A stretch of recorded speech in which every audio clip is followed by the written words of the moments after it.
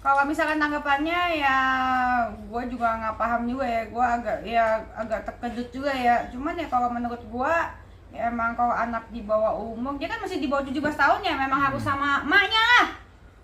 Iya, mau dikasih tanggapan apa lagi, harus sama emaknya. Lagian juga emang kalau misalkan di bawah 17 ya tempat dia adalah rumah emaknya. Tapi kalau melihat Loli kan mungkin keluar dengan kata-kata kasar ya ke emaknya. Itu gimana sih tanggapannya kamu kan sebagai seorang ibu gitu? Gua nggak ngerti juga ya. Gua kalau mau komentarin, mau ngomongin takut karma. Cuman yang pernah gua lihat dulu, gua pernah ketemu Loli di rumahnya Kak Fitri dulu banget. Dan dia nggak kayak gitu, baik, orangnya baik. Yang maksudnya nggak, yang gue lihat ya, mungkin gue juga baru lihat sekali doang, ya nggak kasar terus gitu, sama mamanya juga kayak sayang, nurut, ikut gitu sih. Dan menurut gue yang dia ngomong itu bikin gue terkaget-kaget sih, biarpun gimana pun, walaupun gue juga bukan orang yang suka sama Nikmer ya, tapi kalau gue posisikan diri gue sebagai ibu, dikata-katain kayak gitu, omongan kotor, omongan kasar ya, itu menurut gue udah keterlaluan. Biar gimana pun ya, dia itu seorang ibu, dia yang ngelahirin. Kalau misalkan nggak ada emaknya ya nggak ada anaknya sekarang ya. Biar gimana pun separah-parahnya dia masih disekolahin sih menurut gue. Di sekolahnya di luar negeri lagi kan nggak murah dan mahal. Dan kenapa gue bisa ngomong gitu, karena mungkin kalau gue nggak bisa ngomong gitu ya. Mungkin gue ikutan ngatain apa segala macam. Tapi kalau gue yang sekarang, gue udah di posisi single mom, gue tuh paham. Jadi susah payahnya, jadi sejak gue single mom ini kan tujuan gue cuma satu, cuma pengen kerja buat anak gue biar bisa sekolah tinggi, biar anak gue bisa sekolah di luar negeri, biar gue bisa mengasih pendidikan yang terbaik buat anak gue, biar bisa kasih yang terbaik buat anak gue. Ya pasti sakit hati lah jadi Nikmer ya, dikatain sama anaknya sendiri kayak gitu, parah sih menurut gue, keterlaluan. Omongannya dikeluarkan tuh parah banget, yang gue baca di storynya itu. Tapi kalau misalkan melihat penjemputannya sendiri gimana sih, kan bisa dibilang lo ini nangis histeris gak mau dijemput gitu. Kalau lu lihat secara kemanusiaan yang itu, misalkan lu lihat gitu, ih kok parah banget dijemputnya gitu kan, kok parah banget dijemput ya, seolah dipaksa kayak gitu kan. Tapi kalau pertama lihat pasti begitu. Tapi kalau misalkan menurut gue, ternyata si Loli itu kan masih di bawah 17 tahun. Itu masih hak anak, ya, masih hak emaknya lah. Memang harus diurus sama emaknya gitu. Dan bukan di bawah umur, bukannya tinggal di tempat lain sih, kecuali kalau misalkan dia udah 17 tahun ke atas tuh. Tapi kalau ditemani kan ada abangnya, sampai dokter Oki juga ikut nenangin, itu gimana sih? Ya bagus dong. Ya bagus dong, ada nenangin dong. Ya anaknya juga ngatainnya juga parah sih, kan anaknya juga nggak mau pulang terus segitu. Apalagi kalau misalkan ada kata-kata yang katanya sampai hamil, itu menurut gue sih ya maklum juga sih ya. Ya gitu sih. Gue kalau sekarang mau ngomongin orang takut karma, lu tau gak? Beneran deh. Jadi gue tuh sekarang tuh kalau misalkan mau ngomong apa tuh udah gak bisa cepat-cepat kayak dulu lagi. Gue bikin aja, gue ngomongin apa, gue kayak gitu, amit cabang bayi. Sekarang kan karma kan nyampenya udah kayak pakai private jet ya, cepet kali loh. Tapi ngelihat Loli nih, bisa dibilang kata orang-orang netizen bucin banget sama kekasihnya, Padel. Itu gimana sih melihatnya? Apa?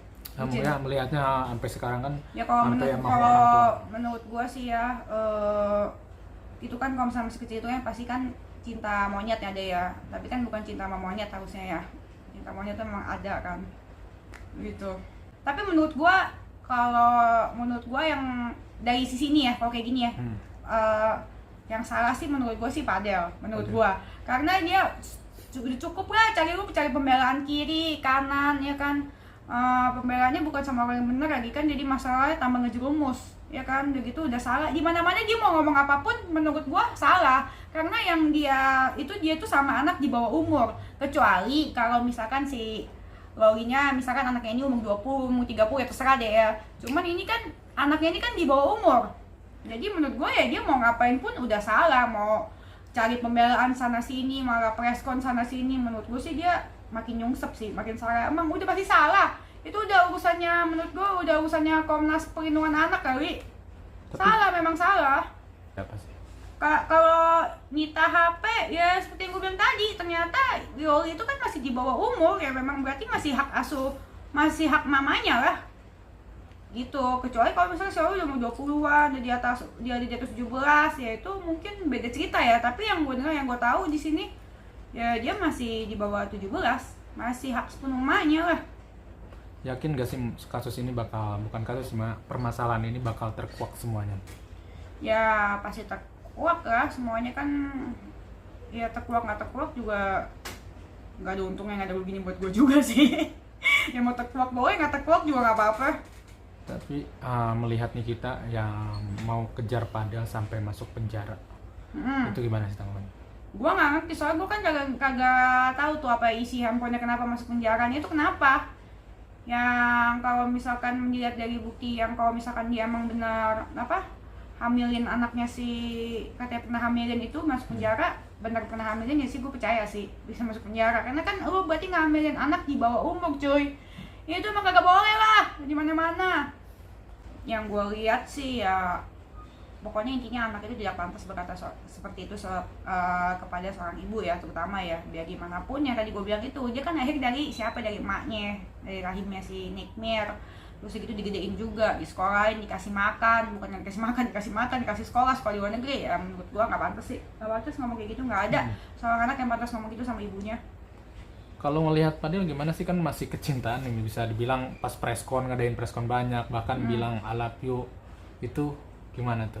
Masih tetap kekeh gitu walaupun dilarang ibunya gitu. Ya mungkin dia pengen jadi ini kali ya, mungkin dia udah menganggap Nikmir jadi mertuanya kali. Harusnya dia minta apa ya, nggak tahu, jadi Nikmirnya mau nggak tuh nerima dia jadi menantunya.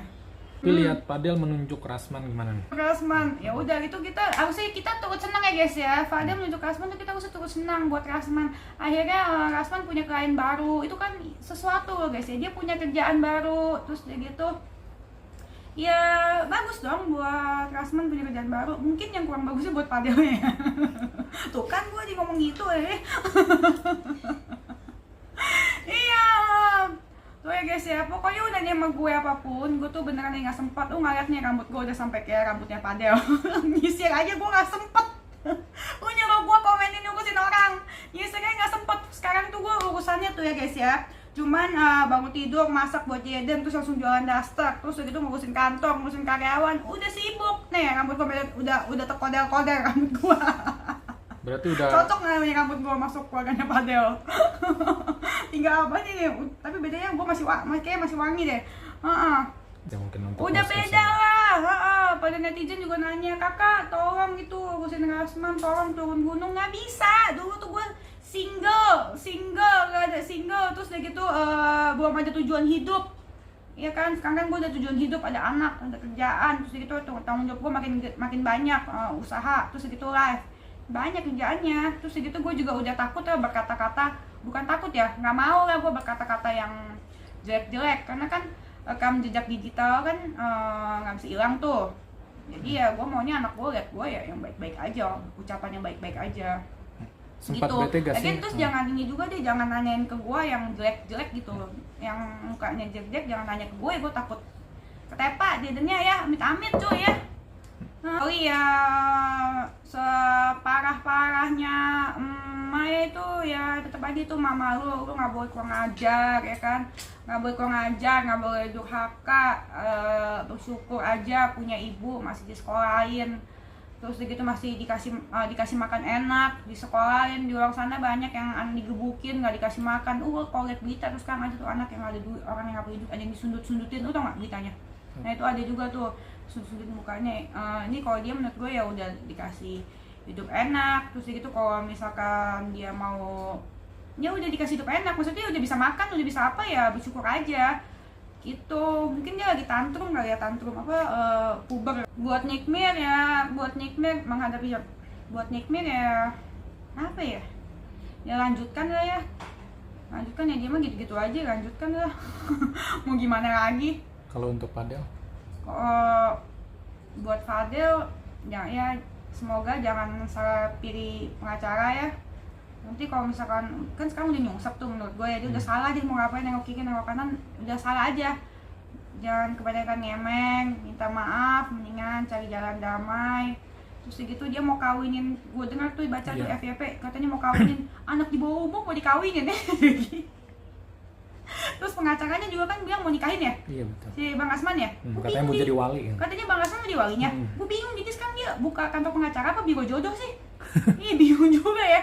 Iya ya, pokoknya buat mereka ya teruskan, lanjutkan ya guys ya. Kalau misalkan kalian suatu turun gunung aku nggak bisa, nggak sempet ya guys ya. Lihat nih, rambut gua aja udah sampai kayak Fadel, mana sempet nyisir pun nggak sempet. Gue cuma sempet jualan piyama nih, piyama gua nih.